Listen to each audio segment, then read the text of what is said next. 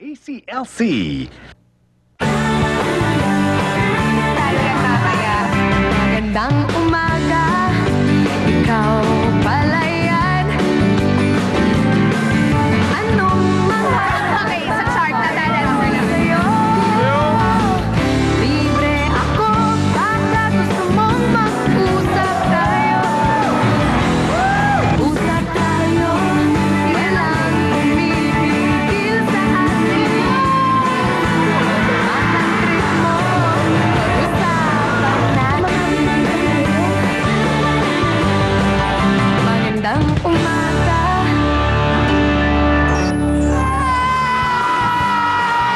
Hi, hello! Kamusta naman tayo dyan? Super another level na to! Kaya naman, makisali na sa kwentuhan ng totoong pinagdadaanan, totoong nararamdaman, simpleng palitan ng karanasan.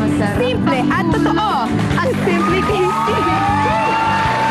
Good morning! At talagang napakaganda ng umaga natin ngayon dahil makakasama natin ang isa sa mga pinaka-inaabangan ninyo at nating lahat. Naging boss ko actually siya sa TV pero in real life ay isa sa mga pinaka-close kong kaibigan nito at syempre kilala natin siya as one of the hottest guys. Hottest guys sa buong bansa?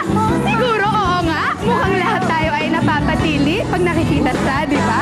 Pero alam niyo ba, alam ba ninyo na today marami pa tayong malalaman tungkol sa kanya and we will give you a list of things na hindi niyo pa alam sa nag-iisa. Ultimate Heartthrob, Mr. Piolo Pascual!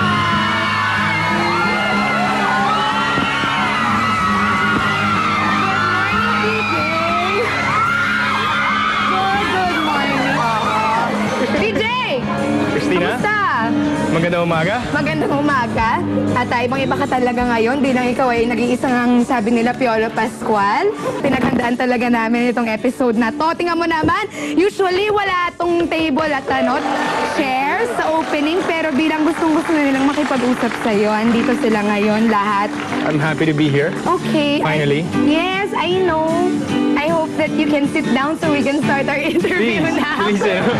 Well, welcome to my show. Oh, thank you. Willy Wonka. Okay, eto na. PJ, totoo ba? True or false? Pinanganak ka na dalawa ang ngipin mo. Totoo. I think 10th month na ako lumabas. December dapat ang due date ng mom ko.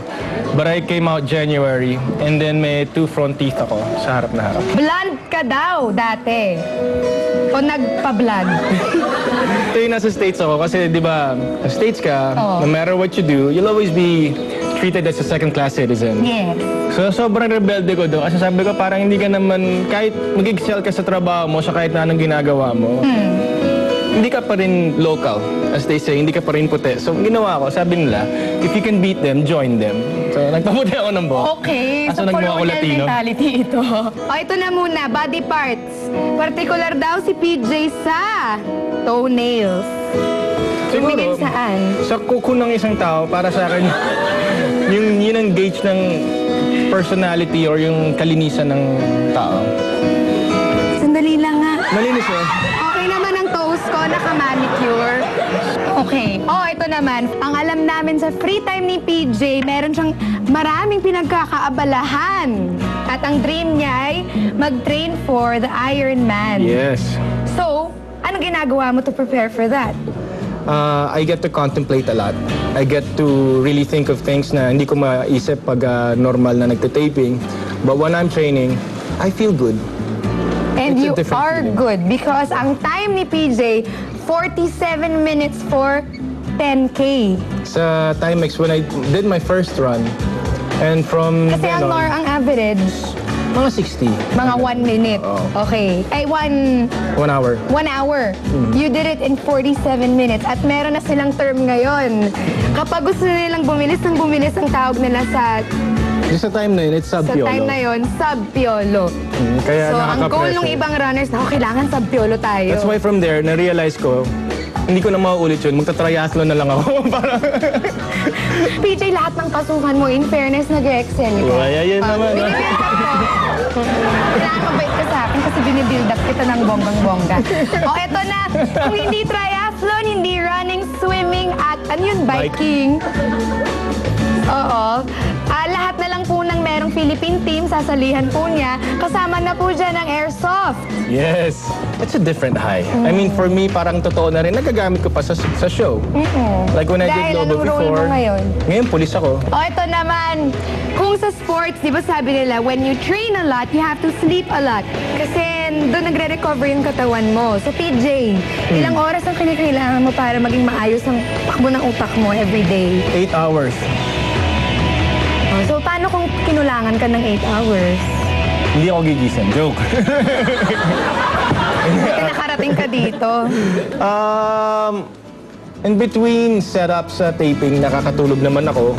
And siguro 6 to 8 hours is fine with me because kailangan, importante yung pahinga eh.